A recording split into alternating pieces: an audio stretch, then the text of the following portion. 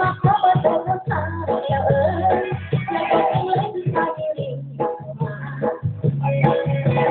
เบอร์โทรจะได้ยินเสียงรอสายแต่ว่าให้เราแต่เบอร์นี้จะได้ยินเสียงใจบอกว่าท่านกำลังเข้าสู่บริการรับฝากหัวใจลงทะเบียนฝากไว้ตัวเอากลับไปใจเก็บรักษาลดมาแล้ววันนี้แม่เป็นหน้า